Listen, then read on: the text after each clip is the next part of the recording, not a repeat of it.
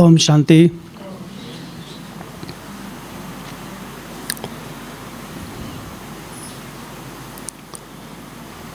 इस तपस्वी जीवन में साधना के पथ पर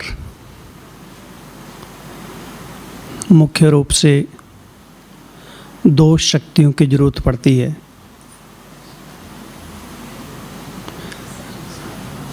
एक परखने की शक्ति और दूसरा निर्णय करने की शक्ति।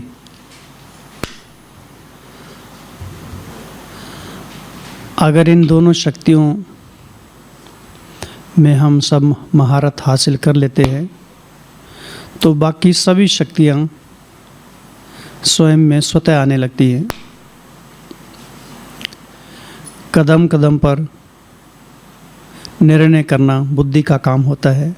जजमेंट पावर, परखना, चाहे वो परिस्थिति है, चाहे वो कोई व्यक्ति है, परख कर यथार्थ निर्णय लेना। अगर ये हमको कला आ जाती है तो हम साधना के पथ पर सहज रूप से आगे बढ़ सकते हैं। पुरुषार्थ हमारा नेचुरल हो जाएगा, सोचना नहीं पड़ेगा, सहज स्वाभाविक। जैसे हमको चलने के लिए सोचना नहीं पड़ता है, क्योंकि हम पहले से माइंड को सेट करके जाते हैं कि हमको यहाँ पर जाना है। रास्ते में सोचना नहीं पड़ता है, इधर जाएं उधर जाएं, सोचना पड़ता है, स्वतः काम होता है। ऐसे ही अगर हम अपने लक्ष्य के प्रति सचेत रहते हैं, जागरूक रहते हैं, सतर्क रहते हैं तो ज़्यादा मेहनत नहीं करनी पड़ती है। मेहनत तब करनी पड़ती है जब हम थोड़ा अलबेला हो जाते हैं, मन मत में, परमत में, पर चिंतन में, पर दर्शन में, या स्वयं को ही भूल जाते हैं तो फिर जो सहज मार्ग है वो भी मुश्किल लगने लगता है। अगर एक व्यक्ति के लिए भी ये साधना का पथ सहज है तो सबके लिए सहज होना चाहिए।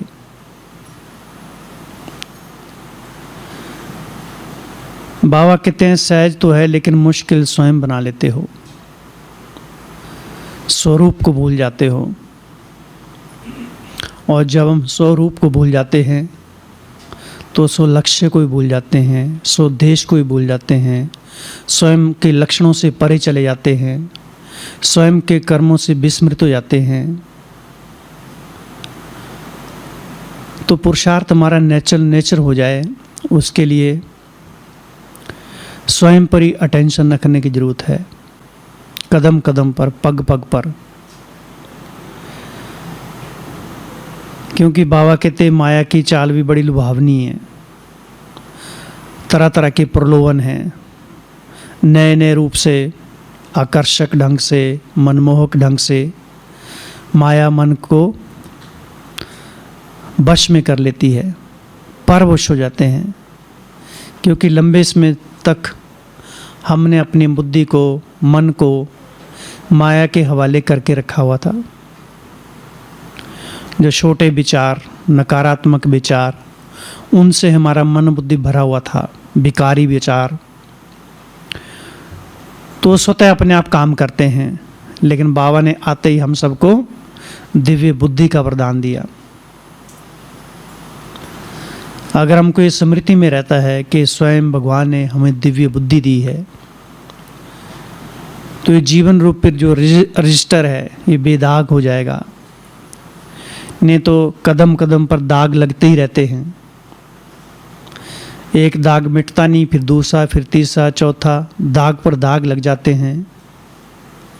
आत्मा फिर और पीड़ित हो जाती है, दुखी हो जाती है, हीन भावना भर जाती है, अपने प्रति आत्मविश्वास की कमी हो जाती है कि जो हमको करना चाहिए था वो हम नहीं कर पा रहे हैं। तो एक छोटी सी भूल भी बहुत बड़ा नुकसान कर देती है।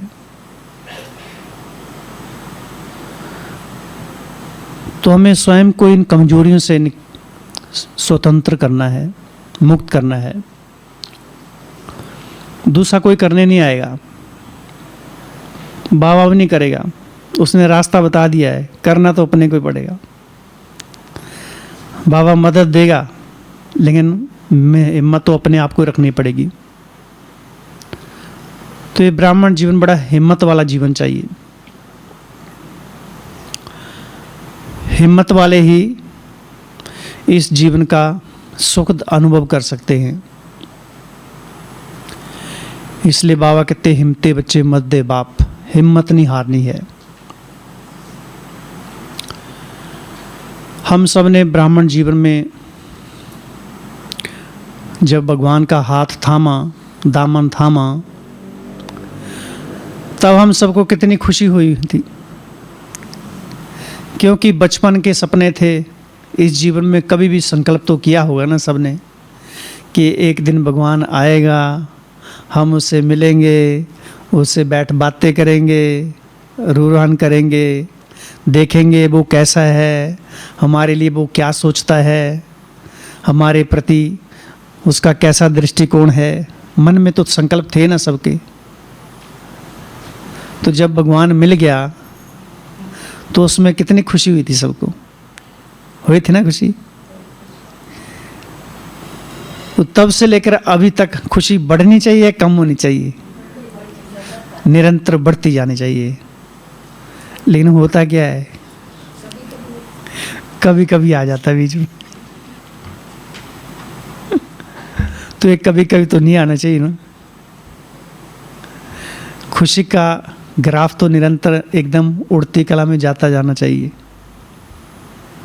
लेकिन बीच में ऐसे ऐसे सीनरी आ जाते हैं, ऐसे ऐसे संकल्प आ जाते हैं, मायावी संकल्प आ जाते हैं, जो पुरुषार्थ में अवरोधक बन जाते हैं, पुरुषार्थ की स्पीड को थोड़ा कम कर देते हैं, खुशी को छीन लेते हैं।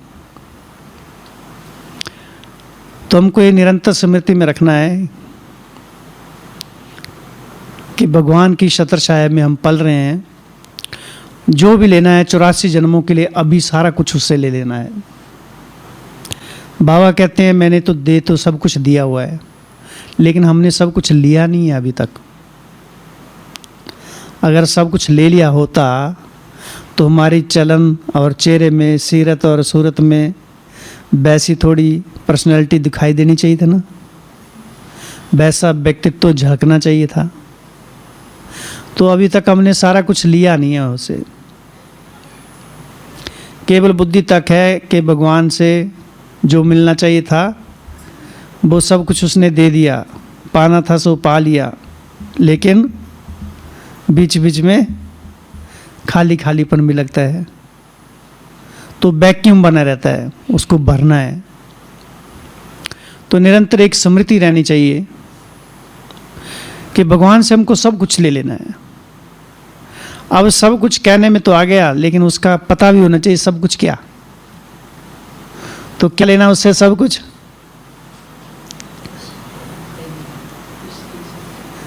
खुशी, शक्ति, दैवी गुण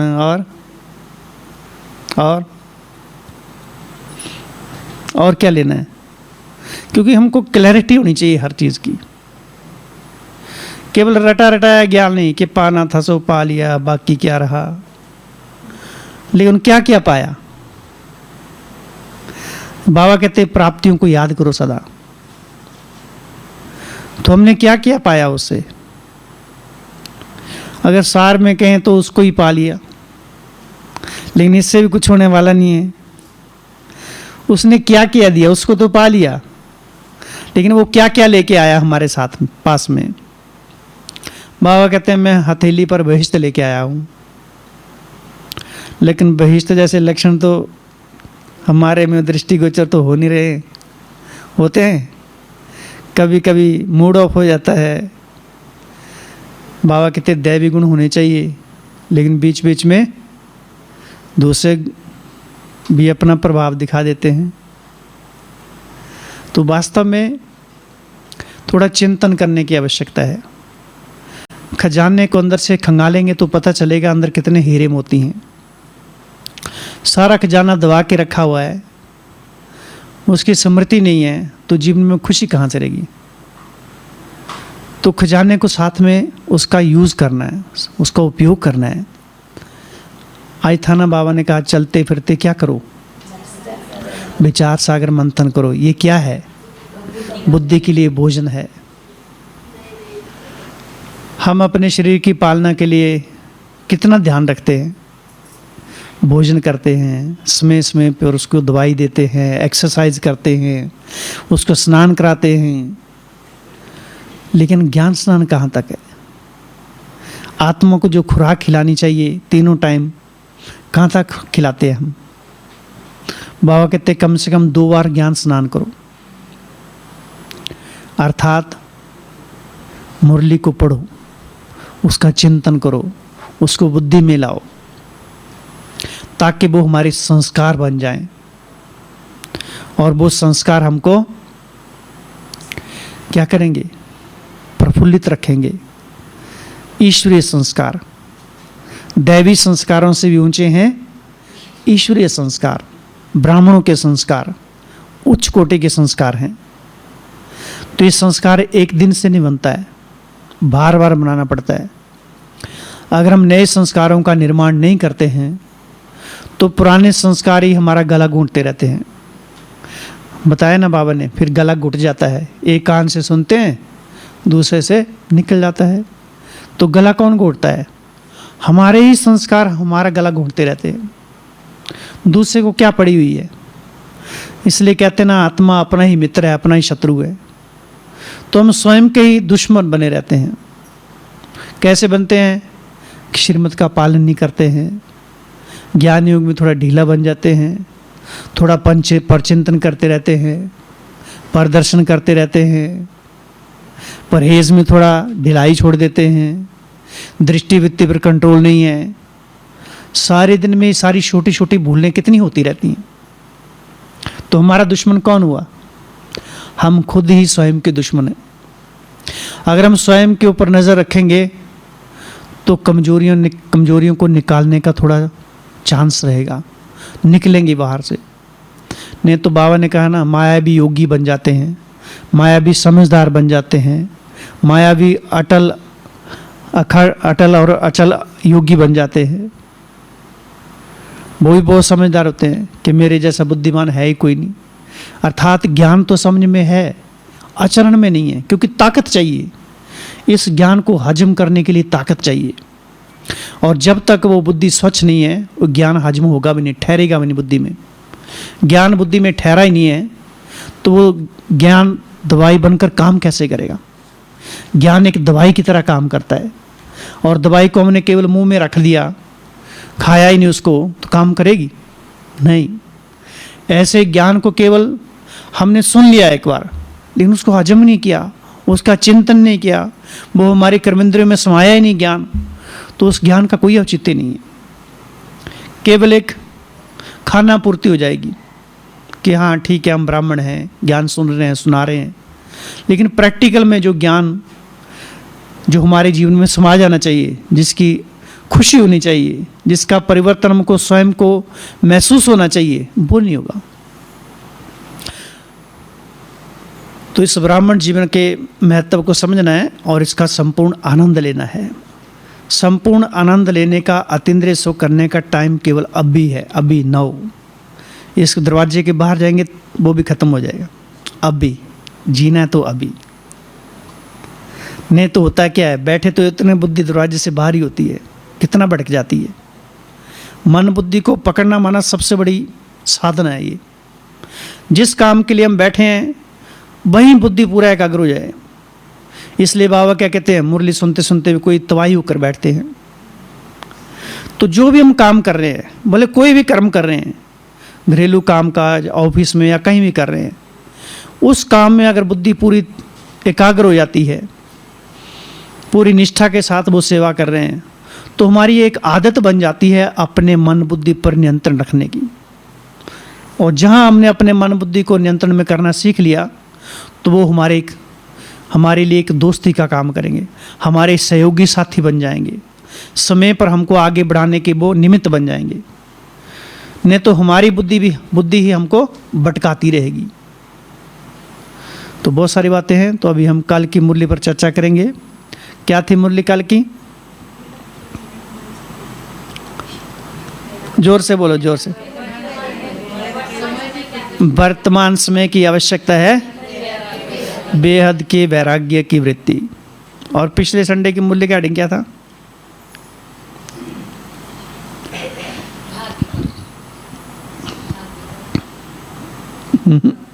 हेडिंग वो उससे पिछले था वो। तो अब बहुत पीछे चले गए आप। सहज योगी जीवन प्रत्यक्ष रूप किस चीज का? परिवर्तन शक्ति, है ना। तो धीरे धीरे हम बुद्धि को पीछे लेके जाना है। ज्ञान सारा अंदर में है। हाँ, प्राप्तियों के बारे में भी था। तो बुद्धि को ऐसे पीछे लेते लाना है, क्योंकि ज्ञान जो थोड़ा ना मर्ज हो जाता है, उसको इमर्ज करना है, तभी तो चिंतन बढ़ेगा हमारा। तो वर्तमान समय संसार में तो देख रहे हैं वैराग्य की जरूरत तो है ही है, लेकिन बाबा कहते हैं अगर समय अनुसार वैराग्य हमको आता है तो नंबर समय को मिलेंगे। अगर हम ईश्वरीय मर्यादा अनुसार, ईश्वरीय शिक्षा अनुसार, श्रीमत अनुसार और एक समझ के साथ, अंडरस्टैंडिंग के साथ निरंतर हमारी वैराग्य वृत्ति रहती है, तो उसके मार्क्स हमारे खाते में जाएंगे। जैसे पवित्रता ब्राह्मण जीवन का फाउंडेशन है, ऐसे वैराग्य भी ब्राह्मण जीवन का मूल फाउंडेशन है। वैराग्य किसे कहेंगे? वैराग्य क्या? वैराग्य अर्थात क्या? हाँ जी, अनासक्त भाव और डिटैचमेंट, दुनिया की बातों से, किसी भी देदारी के बातों में प्रभाव में नहीं आना, लगाव, नष्ट मोह बनना, स्थूल चीज़ों में और सूक्ष्म में भी मेरापन खत्म। वैराग्य अर्थात अगर हम दूसरे शब्दों में देखा जाए तो इसको भी कहा जाता है जहाँ आत्मा की अविनाति होती है उन चीज़ों से अनासक्त रहना, जहाँ आत्मा का पतन हो रहा है। और शॉर्टकट संसार में तो कहा जाता है ये देह को मिट्टी समझना और संसार को असार समझना, ये वैराग्य की परिभाषा संसार में भी मानी जाती है। ये देह मिट्टी है और संसार असार है, ये वैराग्य की। और वैराग्य हमें कब पैदा होता है? जब हम तुलना करते हैं। जब कोई चीज़ हमको बड़ी चीज़ मिल जाती है तो दूसरी चीज़ से हमारी जो एक मोह की रग है, अटैचमेंट है, वो स्वतः धीरे धीरे कम होने लगती है।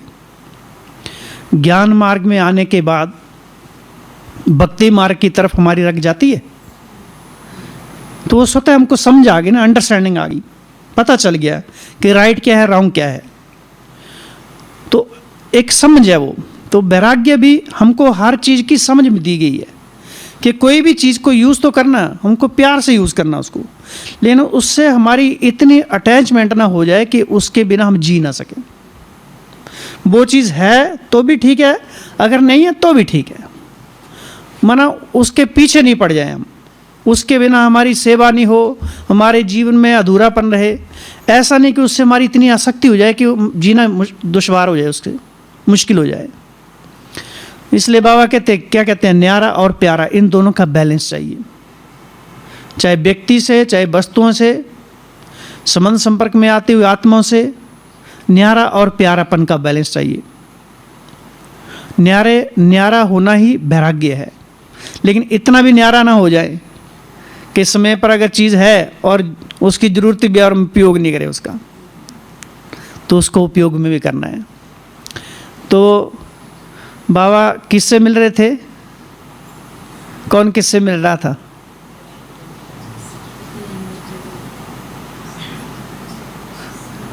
कल की मूली तो थी। हाँ, स्नेह का सागर, स्नेह में खोई हुई आत्माओं से मिलन ना रहे। बाबा कहते हैं ये स्नेह की प्राप्ति केवल तुम बच्चों का है अभिसंगम पर। संसार में ये प्राप्ति किसी को नहीं है। कितना नशा होना चाहिए कि स्वयं भगवान स्नेह का सागर हम सब बच्चों से मिलने के लिए आया हुआ है। अपना सारा स्नेह हमारे पर वो उड़ेल रहा है, उमड़ उमड़ कर उसका स्नेह हमारे पर बरस रहा है। तो हम सब कितने न सौभाग्यशाली है। लेकिन बाबा कहते हैं दो प्रकार के बच्चे हैं, एक है जो जिन्हें स्नेह की प्राप्ति है, प्राप्ति वाले, और दूसरा है उस प्राप्ति की अनुभूति में खोए रहने वाले। तो एक है प्राप्ति की स्मृति है, लेकिन दूसरा उसके स्वरूप में डूब गया वो, माना उनको संसार में दूसरा कुछ नजर ही नहीं आ रहा है। अगर आता भी है तो सब जैसे सबके अंदर वो वही स्नेह दिखाई दे रहा है, क्योंकि वो डूब चुका हुआ है। जैसे रंग का चश्मा पहनेंगे वैसा तो दिखाई देगा ना, तो सब में वो परमात्म स्नेह ही ढूंढेगा, उसमें परमात्म स्नेह का ही सबको अनुभव कराएगा, क्योंकि वो समा गया हुआ है। तो ये परमात्म स्नेह का नशा इस संगम युग में केवल हम बच्चों को ही प्राप्त है। तो कितनी बड़ी बात है ये। लेकिन ये नशा क्यों भूल जाता है? क्योंकि दूसरे नशे भी बहुत है हमने करके रखे हुए हैं, वो छूटते थोड़े नहीं है सहज। तो बाबा ने कहा प्राप्तियों का और ये जो नशा है अनुभूति का, अनुभूति में खोए रहने का नशा, इसके ऊपर कोई आंख भी नहीं उठा के देख सकता। समीप आना तो दूर, लेकिन आंख उठा के भी कोई नहीं देख सकता है। तो हम सारे दिन में जांच करें कि हम परमात्म प्राप्तियों के नशे में या स्नेह में खोए हुए रहते हैं, या दूसरी प्राप्तियां, हद की प्राप्तियों में हमारी बुद्धि जाती रहती है। तो स्वयं की जांच करनी है। जितना हम मुरली को घोटते रहेंगे, पढ़ते रहेंगे, धीरे धीरे हमारे संकल्पों में ताकत आएगी, शक्ति आएगी, नवीनता आएगी, पवित्रता आएगी, उसमें एक बल भरेगा। वो संकल्प साधारण संकल्प नहीं रहेंगे, सिद्धि स्वरूप संकल्प बन जाएंगे, क्योंकि संकल्पों को ईश्वरीय शक्ति का पोषण मिल रहा है, और वो संकल्प सिद्धि स्वरूप बन जाएंगे।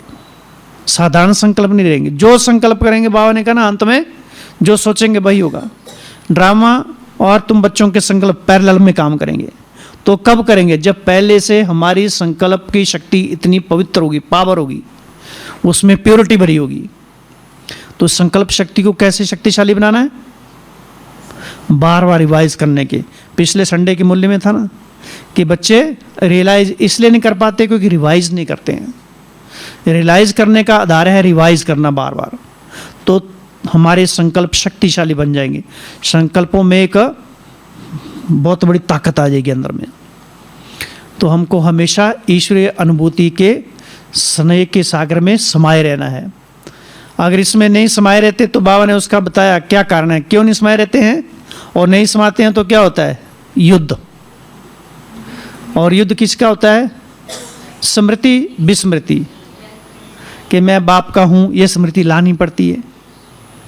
कोई बच्चा सोचता है कि मैं बाप का हूँ, उसको तो पता ही होता ना, लेकिन हमको सोचना पड़ता है।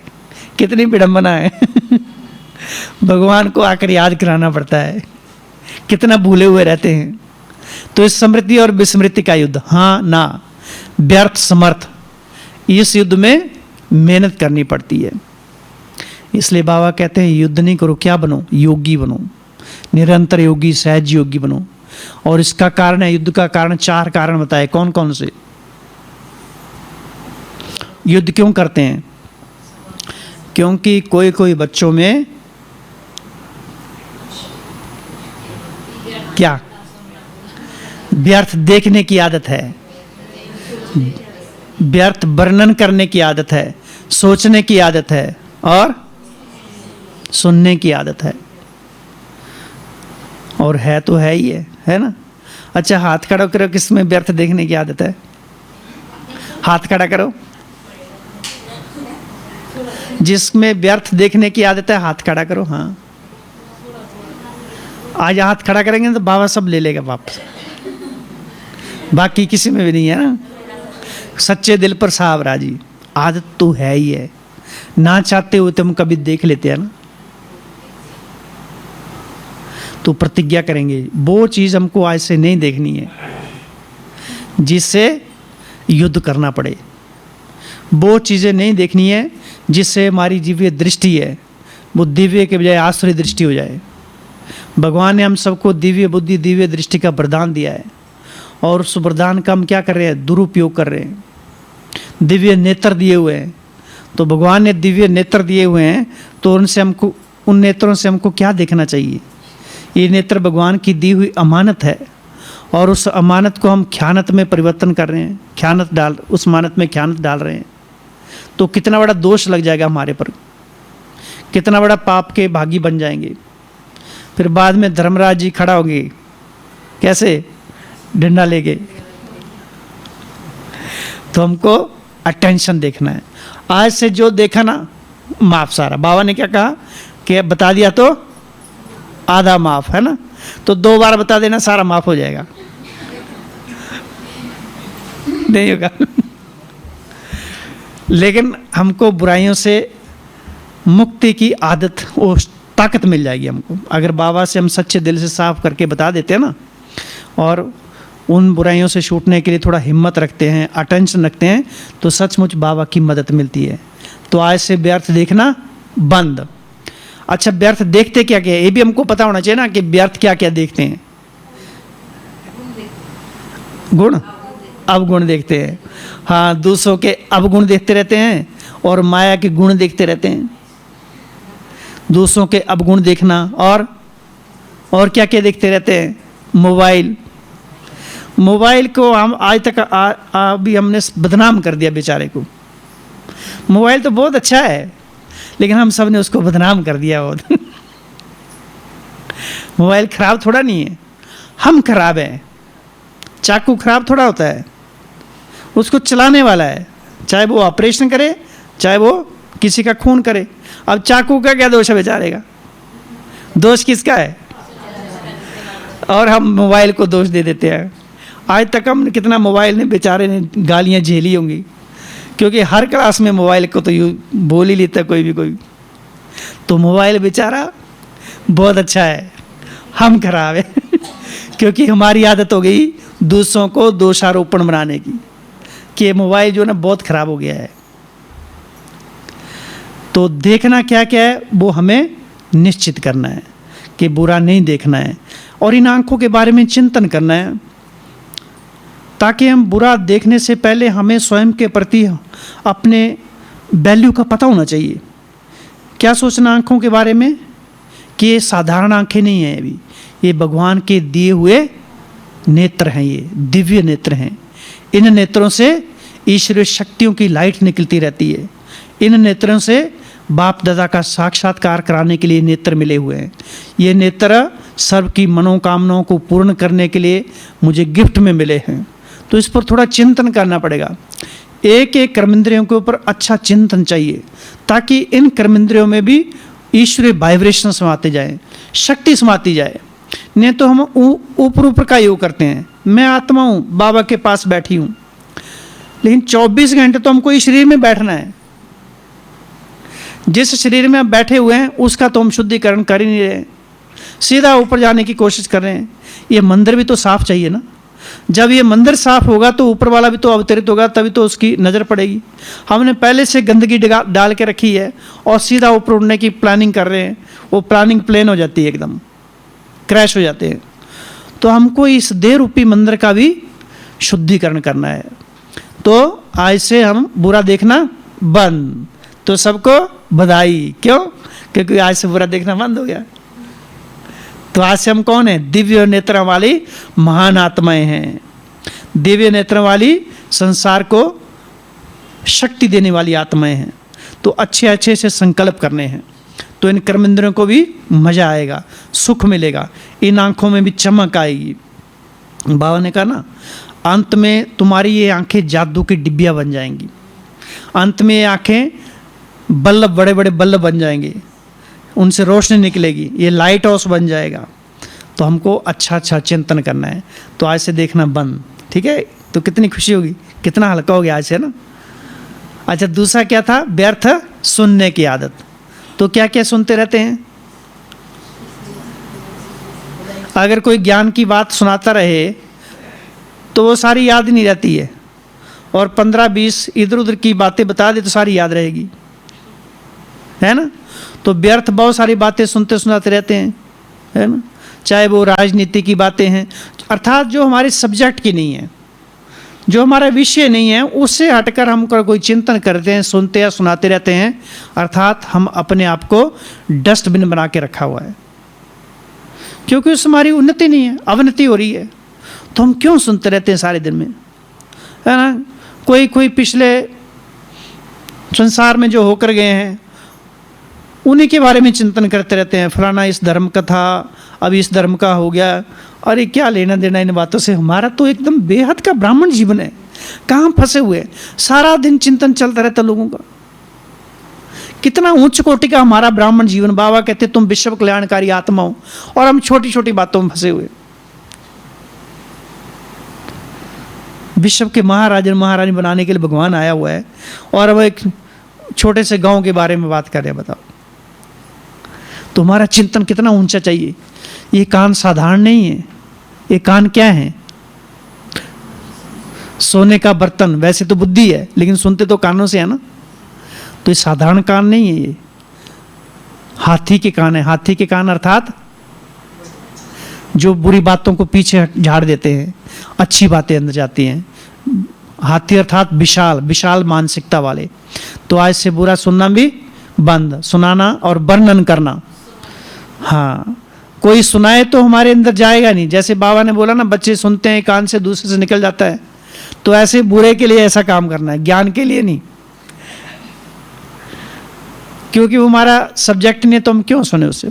और अगर कोई जबरदस्ती सुनाता है तो हमारे उस ऊपर उसका प्रभाव नहीं पड़ेगा, क्योंकि हमारा अंदर ही अंदर कनेक्शन ऊपर वाले से जुड़ा हुआ है। अंदर ही अंदर हमारी जो वृत्ति है, उपराम वृत्ति है, वो चीज़ें हमको इफेक्ट नहीं करे, क्योंकि हम उससे निकल चुके हैं। वो रस नहीं उससे हमको मिलता है। अब जिस चीज़ से हमको रस नहीं मिलता है, जैसे देखिए शाम को भी सब योग में बैठते हैं, जो एकदम मस्त होकर योग में बैठता है तो उसको आसपास के वातावरण से कोई लेना देना नहीं है। भले कोई बात कर रहा है, कुछ भी कर रहा है, कोई लेना देना नहीं उससे। कोई आ रहा है, जा रहा है, कोई फर्क नहीं पड़ता है। फर्क तब पड़ता है कब, जब हमारा ध्यान उन बातों में जाता है। तो हमको अपनी अवस्था को इतना मजबूत बना देना है, ज्ञान योग से परिपूर्ण कर देना है, ताकि हमारा जो मन है, हमारा जो योग है, वो अपने आप ही ऊपर स्वतः उपराम वृत्ति रहे, अपने आप ही लगा रहे, लगाना ना पड़े वो।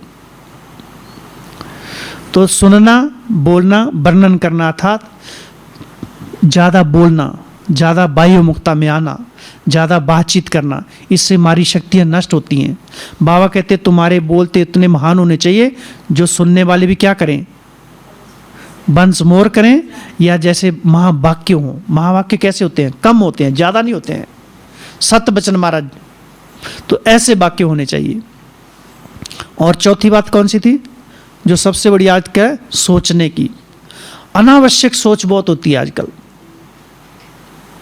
बोलने वाला तो फिर भी दिखाई देता है ना, लेकिन जो सोचने वाली आदत है, सोच सोच के मनुष्य परेशान हो जाता है। सोच लेते हैं मेरे साथ कहीं ऐसा ना हो जाए, वैसा ना हो जाए। हुआ है नहीं है, सब कुछ अच्छा ही चल रहा है, लेकिन फिर भी सोचे जा रहे हैं, सोचे जा रहे हैं, सोचे जा रहे हैं। या तो पास्ट की सारी बातों को पकड़ के बैठ रखे हुए हैं, या तो फ्यूचर के बारे में सोचते जा रहे हैं। अब इन दो पार्टों के बीच में वर्तमान जीवन जो हमको गिफ्ट के रूप में मिला हुआ है, ये गिफ्ट का जीवन ऐसे ही बीतता जा रहा है, पिसता जा रहा है। तो वर्तमान में जीना है। वर्तमान में अच्छे संकल्पों का बीज बोएंगे तो फ्यूचर की खेती श्रेष्ठ हो जाएगी। संकल्प का बीज है ही नहीं हमारे पास, तो फ्यूचर भी खराब ही होगा। इसलिए सारे दिन में हमको अच्छे अच्छे संकल्पों के बीज इस मन रूपी धरनी के ऊपर बोने, ताकत वाले, ताकि जिनसे हमको भी रस मिले और दूसरों को भी रस मिले। आज बाबा ने क्या कहा कि तुम्हारा जीवन कैसा होना चाहिए। आज का स्लोगन क्या था,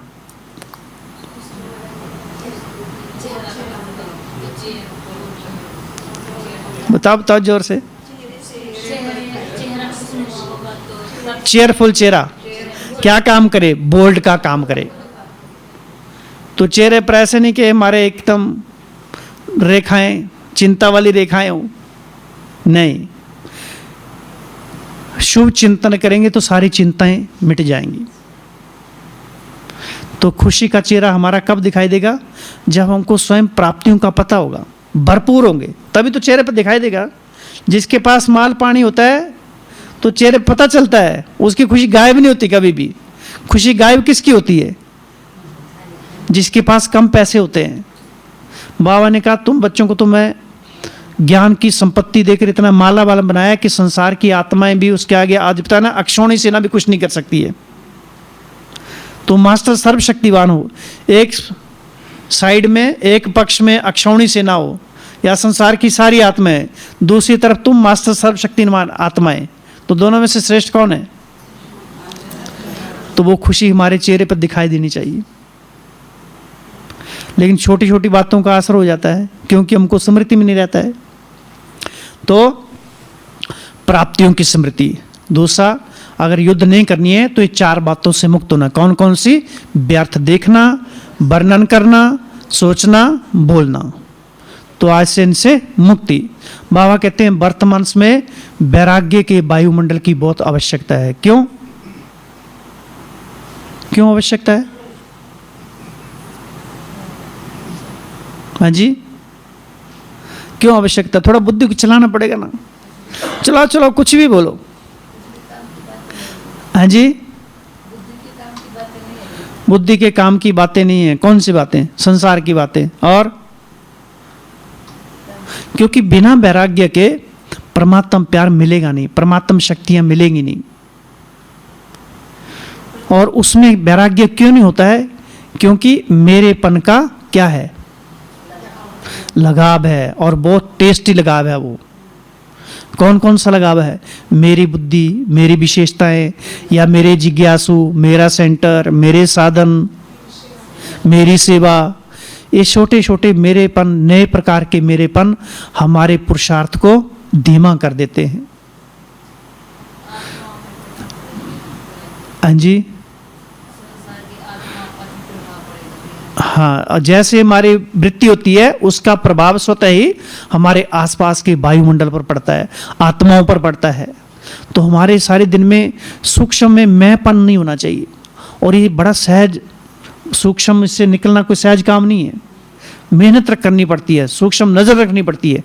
नहीं तो मान शान इतना सूक्ष्म है, इतना सूक्ष्म होता है, घुमा फिरा के बाबा ने बोला ना, बड़ों के सामने भी अपने आप को रायल तरीके से पेश करते हैं। बड़े भी बेचारे सोच में पड़ जाते हैं, अभी क्या करें, इनकी मनोकामना पूर्ण करनी पड़ेगी। फिर कंपैरिजन चालू हो जाता है। तो ये मैंपन जो है ना, बड़ा सूक्ष्म है और ये पकड़ में नहीं आता है। चाहे अपनी बुद्धि कहा है, या मैं बहुत ज्ञानी हूँ, मैं बहुत समझदार हूँ। बताया बाबा ने कहता है ना, माया भी समझदारी। माया की चाल साधारण नहीं होती है। पिछले संडे के मूल्य में था ना, माया के खिलौने बड़े आकर्षित करने वाले हैं। तो यहां भी माया की चाल क्या है? मैंपन, मेरापन। एक तरफ हम कहते हैं मेरा बाबा, फिर करते करते क्या होता है? बाबा भूल जाता है और मेरा रह जाता है। फिर क्या कहते हैं कि बाबा का भी मेरा, मेरा सो मेरा, बाबा का भी मेरा। बाबा कहते हैं तेरे, मेरे को तेरे में परिवर्तन करो। लेकिन होता क्या है? अब भगवान को तो इन चीजों से लेना नहीं है, जो चीजें हमारे पास तो हमारे पास ही हैं।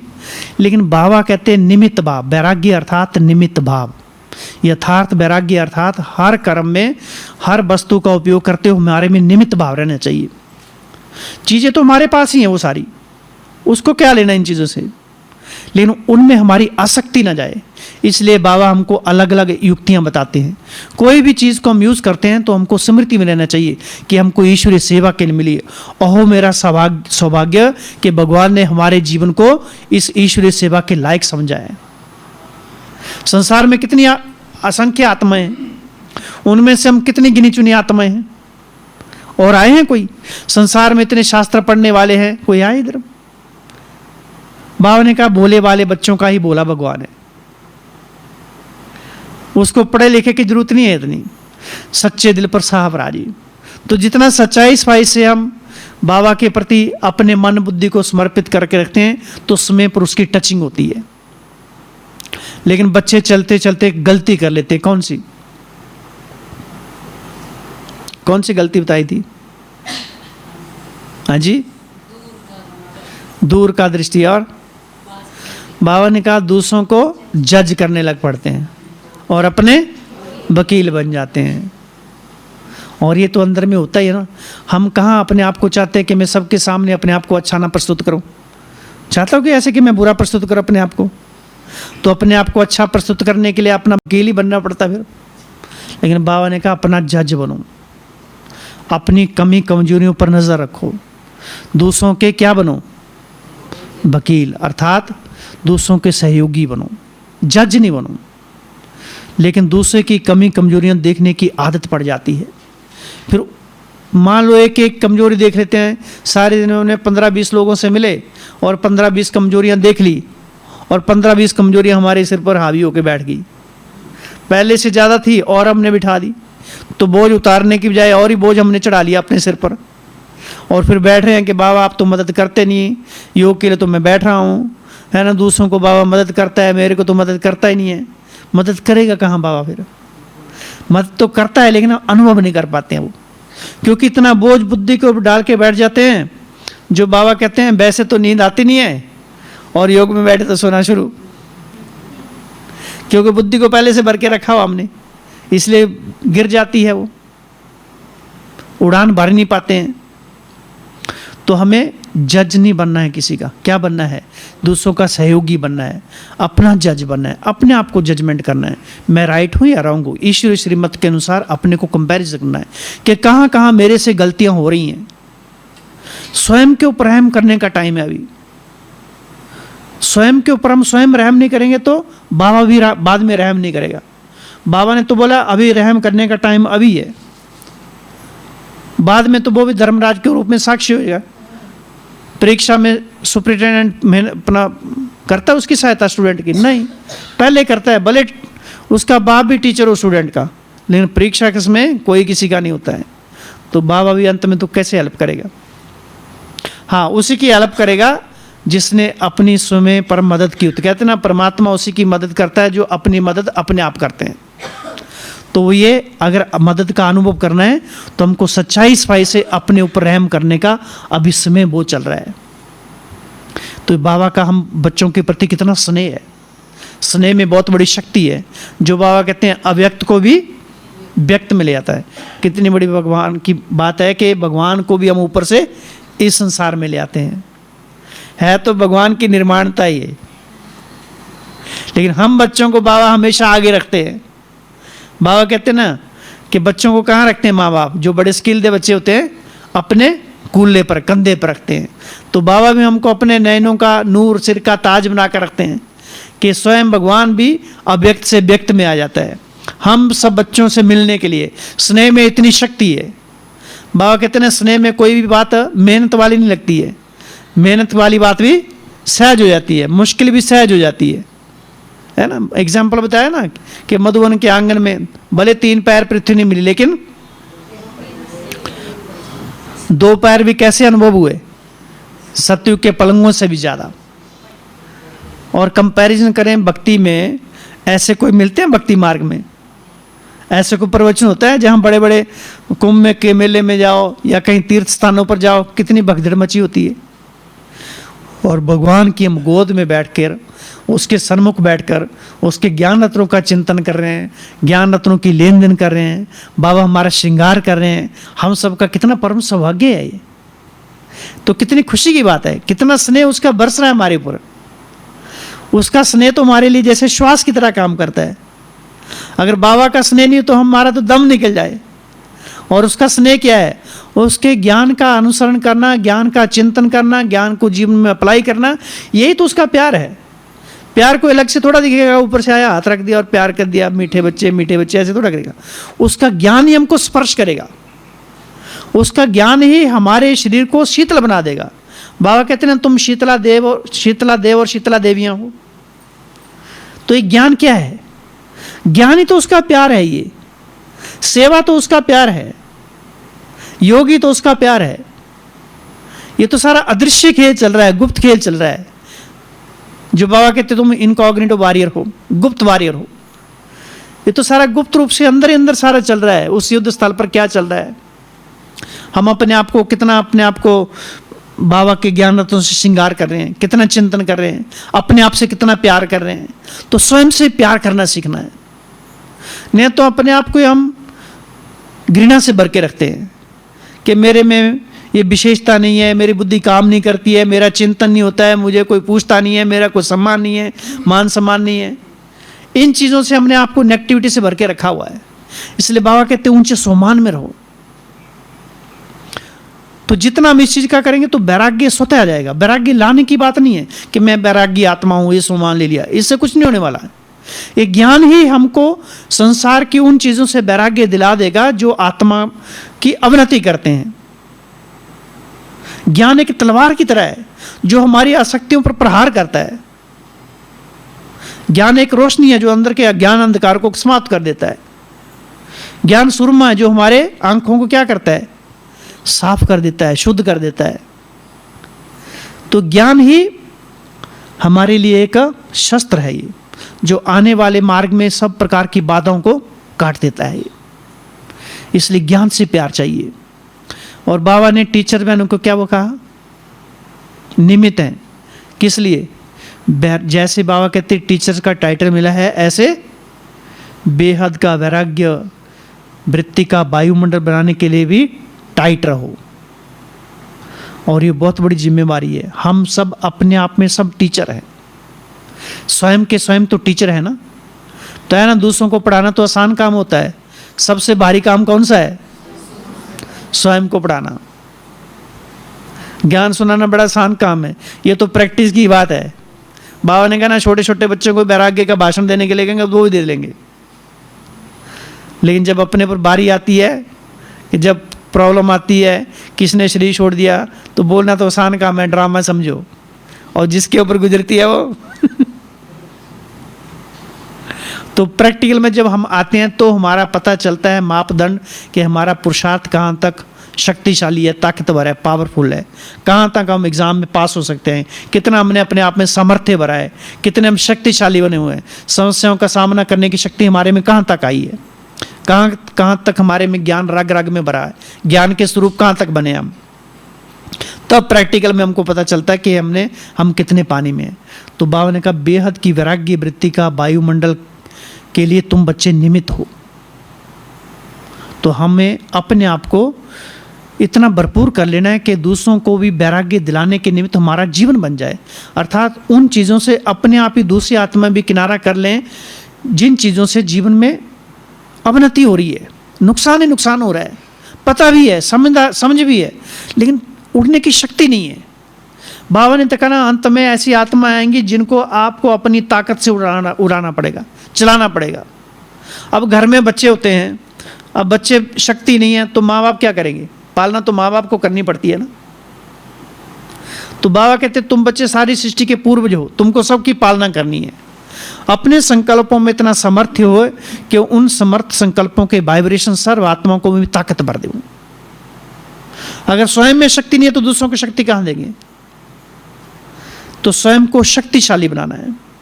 तो टीचर अर्थात निरंतर बेहद की वैराग्य वृत्ति में रहने वाले, वैराग्य वृत्ति का वायुमंडल निर्माण करने वाले, सबको वैराग दिलाने वाले अपने चलते फिरते जीवन से, बोर्ड से, चेहरे से, चलन से। और विदेशियों को क्या कहा बाबा ने? विदेशियों को कौन सा फैशन होता है? हाथ में हाथ मिला के चलना है। तो सभी अपने आप को विदेशी समझो आज से, है ना। और हाथ में हाथ मिला के चलने का, कैसे चलेंगे? शिव बाबा का तो हाथ है नहीं, श्रीमत का हाथ, अर्थात बुद्धि में बाबा की श्रीमत घूमती रहे, घूमती रहे, घूमती रहे, है ना। इतना हाथ हमारा मजबूत हो जाए कि छूटे ना हो, और वो हाथ सीधा हमको सीधा ऊपर ही ले जाए बाबा के पास ही, और बाद में हम ढूंढते रहे नीचे अपने आप को और ऊपर ही पहुंच जाएं। तो निरंतर हमारा हाथ बाबा के हाथ में रहे। अगर बाबा के हाथ में हमारा हाथ है तो उसका निशानी बताई बाबा ने। कौन सी निशानी बताई? बीच में जिक्र भी किया कि अगर अक्षौणी सेना भी है सामने, अक्षौणी आत्माएं भी है, तो वो भी आपका कुछ कर नहीं सकती, क्योंकि मास्टर सर्वशक्तिवान बच्चे हो तुम, सर्वशक्तिवान का साथ है। और एक माया की चाल और भी बताई कि सर्वशक्तिवान आत्मा, मास्टर सर्वशक्तिवान बच्चों को भी माया अलग कर देती है। माया बहुत सूक्ष्म है, नए नए रूप में आती है, इसलिए माया को पहचानने की आंख भी हमारी उतनी ही तीखी चाहिए, तेज चाहिए। तो बाबा की ऐसी अनेक सारी बातें हैं। तो मुरली को बार बार रिवाइज करते जाना। मुरली हमारे जीवन का श्वास है, श्रृंगार है। मुरली का बाबा कहते हैं एक ऐसी लाठी है जो सीधा स्वर्ग में पहुंचा देगी। अर्थात इसी जीवन को हमको स्वर्ग अनुभव करना है। बाद में तो वहाँ तो महसूस ही नहीं होगा कि हम स्वर्ग में देवी देवता हैं। अब भी अनुभव करना वो सारा इस जीवन में। क्या? ओम शांति।